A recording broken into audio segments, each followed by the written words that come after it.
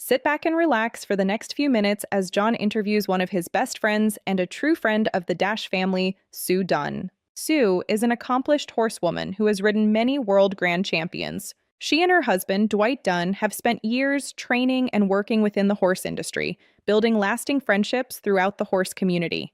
You're going to enjoy hearing her stories and experiences. So sit back and enjoy as John interviews his friend, Sue Dunn. World champion boxer Mike Tyson with Muhammad Ali. Did they get beat by points? No. And to beat them, you had to knock them out. Right. And you've got, and same thing with a horse. It's like back in the day, I chased Highway to Hell so many days. I mean, all I could see was, I knew what his tail looked like pretty good. But him and Hot Patch, I was back in I was reserved to them two horses for so long. Yeah. But instead of getting mad and hating them horses, I respected them horses. Kept going. I'm big enough to admit that there's a good horse out there. Yeah. Just because he beats me over and over and over, don't make me hate that horse. Man, that's a good horse. Yeah. And if you're open-minded enough and not, your vision doesn't get blurred by me, you can see the bigger picture. Hey, that horse that beat me is a pretty nice horse. Right. Maybe I wasn't where I needed to be. Yeah. All right. Let's discuss something that's a little off topic, but let's talk about money and talk about finances. Now, listen, you worked on a job for years, okay? You and Dwight have a nice place to live. I've never seen you standing with your hand out hungry. I mean, you've been out there. So there's some things in your mind when you talk about being able to be financially stable in your life, not just in your marriage, but in your life. There's things that you do. When we talk about advice that you could give people to be financially stable in their life. Again, I'm not talking about being rich. I'm just being stable. Oh, the working man's never going to be rich. Right. We can be comfortable, but these cold, rainy days, oh my, this bed feels so good. I don't think I'm going to get out today. Right. Those days do not make you money, and those days don't get you ahead in life. You get out of that bed and you go to work. Mm-hmm. That's my. I mean, you just work. Even with the horses, everything revolves around work. Yeah. I don't care if it's your life, your job, at work, at my retirement job. I had customers that wanted to see me because I knew I'd get the job done for them. Right. Yeah. I would go the extra step. Yeah. So my daddy. I can't talk about daddy without crying. All right, I understand. But hard work. That's exactly, And I think half the battle is, people work for me. I always tell them half the battle is just show up. First thing is show up. That's what I'm saying. I'm not saying that these cold, rainy, snowy days. I would love to stay in the house. Yeah. But you know what? The electric's going to get cut off. It's not going to be as warm as it was, but that electric's off. So you get out and hustle and make that payment. But I was privileged. I hate to think that I was ever entitled, but now with the property that my house and barn sits on, my dad gave to me, right. And that's a huge dad and mom. Without mom and dad, I would be. Good. But they didn't. But it wasn't a handout; it was help up. Okay? Yeah. I mean, and I never, with my children, I never minded. There's two things I always told them. I said, first thing is, I don't mind helping you as long as you're not a smart aleck or a hind end.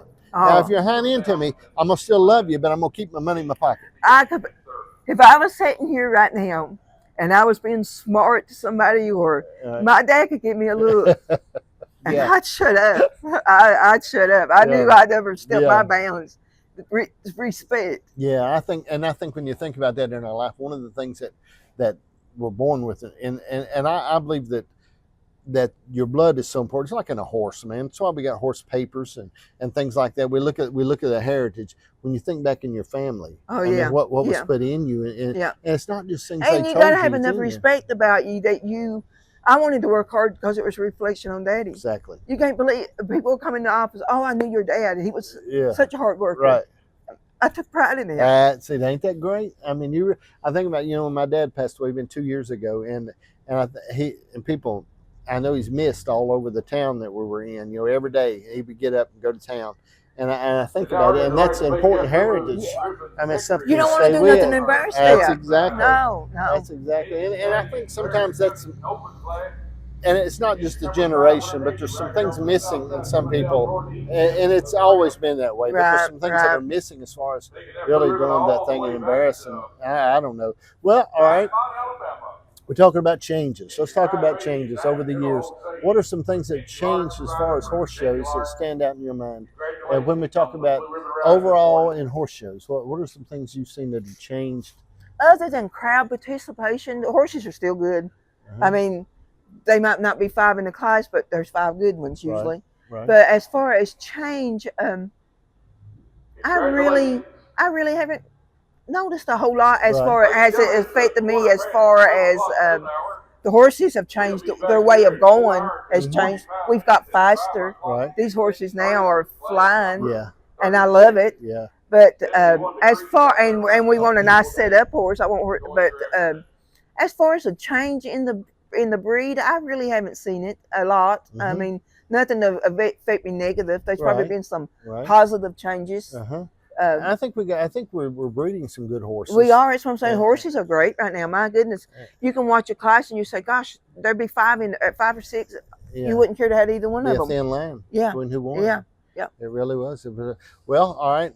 We've dealt in some really sensitive areas, okay? But let's talk about marriage just for a minute here. Okay, there is a place in heaven for me, baby. All right, here's the thing I'm saying, okay? Now, Jason has spread some rumors, and I talked to him the other day, and Dwight spread rumors. Jason says he loves me, but I don't know. This is the thing, though.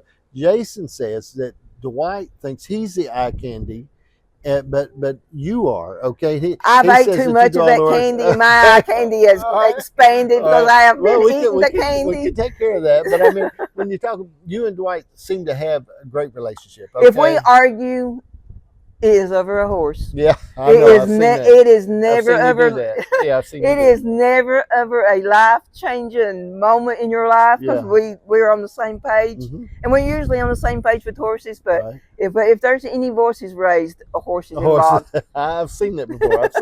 I've seen him. But that's just wanting to be better. You know, Dwight's very emotional. Oh, Dwight's more emotional than me. I watch him. Dwight's a lot more emotional. I watched him when you would show Evolution. Sometimes he wouldn't even come up to the ring. No, he said, "No, I can't take it. I just can't take it." He gets so nervous. He gets so nervous. He does. And that is what he is. My biggest. He lives and. If I don't do well, he's disappointed. If I do great, he's happy. I watch him. I have got a really good sport group. They are fans. They are my fans. Yeah. My sisters, my nieces, Jason, Dwight. I mean, I have got some really good fans. Well, so we dealt with marriage just a little bit. You didn't give me a lot of good advice there of things to do, but anyway. Well, I have a happy marriage. I don't have any experiences. What I want to know is how you keep it happy. I don't know. I don't know. I guess it must do. It must do. I try to cook good for him. He likes to eat well. Now let's talk about that then. Okay. See, I believe cooking is a sign of affection. I agree. And I stress that with a lot of people too. I said, now going through McDonald's and ordering a number 2 is not a sign of affection. Well, Dwight thinks that's a treat for me because seriously, like if we're out working late at the barn or something, instead of me having to go home to cook, he said, "Where you want to go tonight?" Right. Yeah. And that's I mean, I would work until 4 o'clock at the job at my office, and then as soon as I could walk through the door, I'd change clothes, go out to the barn, stay about 8 o'clock, ride my crew, leave the Dwight to put that crew up, takes him an hour and so to crew out. He was getting in about 9 o'clock, so what time I was cooking, the time he was over to the barn.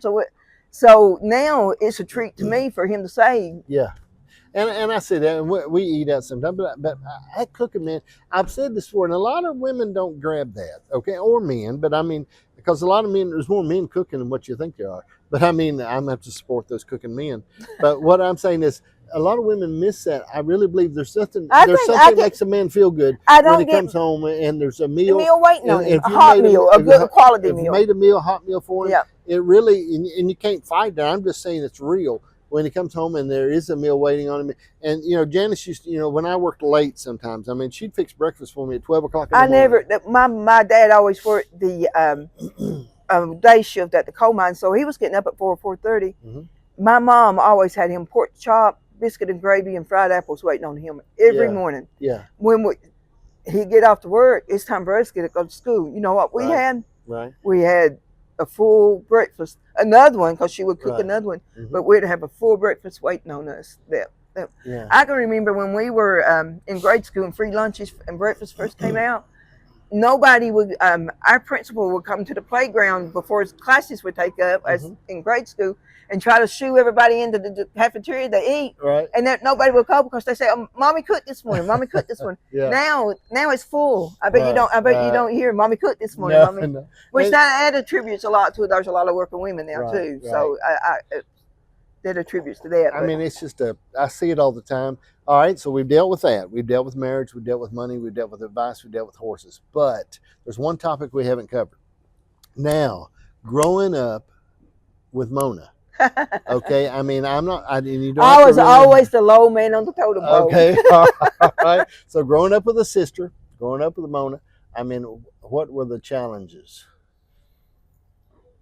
You know, we're still as close as we were then. There were really no challenges there. We was always with super close family. A few fights every night. Oh gosh, she got married with a black eye. See, I was thinking, it seems like I remember some things, okay? And I would rather you tell them because I like to make sure I get them right. You have been too close to the family. You're entrenched. I knew there were some things. I didn't. Yeah, I wanted to let you are tell entrenched. Them, so I wasn't responsible. Well, I was always a peepsqueak, always so little, and she could. I mean, you ever seen a dog just sort of hold another dog back? Yeah. Well, that's how she would just have to hold me back. I couldn't do nothing about it. Get me on the bed and just hold me down. I couldn't do anything about it. Her black eye was a sucker bunch. I was so mad at her that day, and I couldn't do nothing about it. And I heard her around the neck corner. Yeah. And I was waiting on her. Well, that makes sense. I can understand. But didn't she know karate? Did she have some? It seems like at one time you told me something about. We don't have to go into all of it. I don't know if I remember this story. I remember one time you telling me, "Oh no." Or muscles or something. She should. No, I don't want. Let's don't tell. No, we don't need this story. No, I remember that. And somehow that sounds How did I tell you that story? I can forget where my car is parked, but I remember that story. Oh my gosh, no, that's not age. That's an age appropriate story. We're not get there. I thought you was going to ask me about the first time I ate in a fast food restaurant. I figured that would be the first question. No, the other part stands out more. But anyway, okay. But so it's. I know you two are close, and she seems like she's got such a humble spirit about her. She does. Really do when she never tells what she does, right? Like for other people, right? But they're in her county, right? Instead of getting a name off of the tree or whatever, yeah, she goes and finds to the power company and says, "Tell me who's getting ready to get disconnected." Right. Yeah. So they never know who pays it. Yeah, she got such a spirit. I mean, just seeing her around, and when I was in, she says, "I've got a good heart, but I'm a little mean." Well, I think that goes together. I think it covers her and me. Yeah. But these people never know who paid their electric bill, and it could be like, a disconnection notice, 2 months usually. So it's probably a pretty good amount. Right. She never says what it is, but some lucky soul. Yeah. Got Christmas. One thing I don't like, I use my mobile app a lot. I mean, I'm real app oriented when I go through McDonald's, but used to be, there's people, you would pay for somebody's meal behind you. Yeah. But now they use that Dadburn app, nobody gets to pay for my meal. That makes me a little upset. I feel like I'm missing out on that. My neighbor got in front of me at McDonald's, and I was having a bad morning. It was a morning. And I got up, but it was paid for. Right. That little thing. That little thing makes you feel you're thinking it really, and I would love to pay for somebody's behind me. I'd love to. I love to do that, but I mean, I don't know. I think it's good. We can take our time. Humanity. We've lost humanity. Yeah, well, now, all right. So we've covered a world of topics, but let's talk about this. If you could say, I would love to see this change about horse shows, speed classes, racking horse celebration. There's something here that there's a few things I would really like to see different. You talking about the horse itself or the people? The people, the show. I wish that there wasn't so much hate involved in it. I mean, we're all lifelong friends because we're all in horses together, and of course we want to beat everybody. It's why we're in it. But when you get out of the ring, you shouldn't hold it. You shouldn't backstab. Right. So that's the thing when we talk about it, sort of letting the things go. And the whole thing about it is if we could ever, and I've shared this with my board and I've shared it with other people in the Speed Association. I said, in the end, it's all about having a little fun with your horse. And that's why you spend your money. That's why you do stuff to have a little fun. You'll go in there. You'll get caught in the trap. Everybody wants to win. Everybody wants to win. But you know what? Not everybody is out to get you either. Right. I mean, if you keep getting beat, it's not anything going. Nobody likes you well enough to give you first every time, and nobody hates you enough to tie you off every time. Absolutely. There's a give and take. Sometimes it's just your horse. Yeah. You know what I mean? And we get barn blind. We get barn blind. Lord, that's famous. I'm probably my own worst critic. You know, somebody say, "Oh, you made such a good show." I'll look at the video. I see 100 things I don't like. I see 100 things I don't like. So you just got to be able, just because you own it, don't mean it's great. Well, you know, you ever think about this? So many people do this. I never was that good at it, but you can be on a horse, riding it, showing in there with a group of 10 horses. The class lasts 7 minutes is what a normal class lasts. But you can be on the horse. That judge is judging the horse, judging them all, and you think that you know, I should have got fourth, or I should have got fifth, or I should have got second, or I should have won. You think you know more than that guy that's sitting there watching all of them, and you're sitting on the back of the horse. Right. I mean, and that's just our nature. It's our nature. We all want. It's a me world. I'm not. I mean, everybody wants to win. That's why we do this. We're competitive. We want to win, but don't let that cloud your judgment to the person who's winning. Right. I think it's. And I tell you what I've seen. I've seen a lot of young people coming on. We're getting more. We are a growing breed. We are a growing breed. It really is. Well, I'll tell you something. We have took time today. And I know Sue's extremely busy, got her horses here, and I'm sure Dwight is sitting in the chair back there waiting. He is probably, where is Sue? Because I didn't tell anybody where I was going. Yeah, we just tell her we kidnapped you. But anyway, I really appreciate it, and I've shared with you. We love Dwight and Sue. They've been in my house. They've stayed with us. We went to Brooks Garden together. Yeah. We've done stuff. We've been right there together. We are friends. And, you don't have to have a horse to be you do not have to have a horse in my barn to be my friend. Right. I mean, I just we've enjoyed you. We love you, and again, it does go back. I mean, I love what you've done with my horse. With Evolution, I really did. You had really good horses. He's just a good, and all the other horses. I mean, I can't remember. I mean, I was thinking about Confederate Gray last night. I was thinking about him and Gray John. I think about Gray John. I think about when I bought Gray John. I'd never been on his back. Right. And when I bought him off Mr. Hubbard, and I bought him, and I never run him. I said, well, you know, I liked him, and he said he was good. Same thing, Confederate Gray. I don't think I ever rode him until we showed him. I don't think anybody rode Confederate Gray like you. I loved that little sucker. Man, he was just like a little crotch rocket. He was like he would just. I don't think I ever seen anybody make shows on him like you would make. The hardest show I had was shown in Kentucky, showing Gray John. And I had a death grip on his mouth. Okay, there's workout. And you finally told me, you said, and he was getting faster and faster. And you said, turn his head loose. And I thought, easy for her to say she's not on him. I don't want to let off on the brakes. I'm going downhill, you know. But I did. And you trusted me. He just fell back. You know, this is easy. Oh well, that was simple enough. I said, but that might be one advice for speed horses. People don't realize. Like you'll see with speed class, and you see when they say fast rack, you'll see people with the reins flopping. Yeah. To me, a horse will get faster when you grip him back. Get him back just a little bit. Yeah, you stay in that mouth. He stays engaged. He'll get faster. Yes. Them reins flopping. It's just like on that padded horse. Right. When you let those reins flop, he eased off. The more you was pulling, the more he wanted to go. Right. But they chill. They relax. Yeah. And that's another thing. When I get a horse legged up, if they will allow me, I just get out there and let them chill, let them relax, leg them up, just let them gait, let them find that true gait. Because if you're in the mouth every day, they're just gonna get tougher mouth every day. I don't like to pull nothing every day. No, just get him happy. Let him happy. I like them. And some horses come natural. Like I said, we get back to natural horses. Yeah, there's some horses out there that spoil you that are natural. Oh yeah. And they'll run around. The worst thing that can ever happen to you is to find you once in a lifetime horse, the first horse. Because everything you're trying to well, I don't like this horse. He don't do this like this horse did. Well, I'm sorry. There is no two alike. Exactly. He's not going to do what your perfect horse did. No.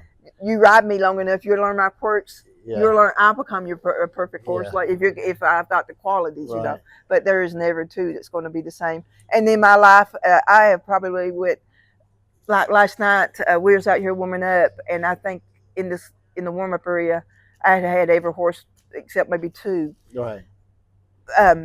You're going to come across many horses, and I've not yet seen the perfect horse. I've seen horses I really like, but every horse is going to have a quirk somewhere. But that don't mean he's a bad horse. It means you work around that quirk. It means you find how to make him happy with that quirk. Yeah. So, and when I say quirk, I don't mean his mind. It could be in his gait. It could be anything. But there's never the perfect horse. Don't go buy a horse and think he's the perfect horse. The worst thing I done, I bought a horse one night on Bradshaw Mountain at a horse show. This sucker was a bad cat. I mean, it racking. A bad cat. All right. And I told the boy, I said, "How much you want for that horse?" Come by, and I forget what his name was. He's a horse trader anyway. So he stopped, and told me, and I said, "Tie it to that trailer." He tied it up. He was riding bareback. Well, I got home and put a saddle on. It was a whole different ball game. Okay, that sucker. First thing when I would go to get on, she was spinning around and round and round and round. I throwed her completely down one night at White Pine. Me and her both were dirty as hogs. Time we got in the ring, throwed her down, and then she wouldn't reverse until a horse come by her.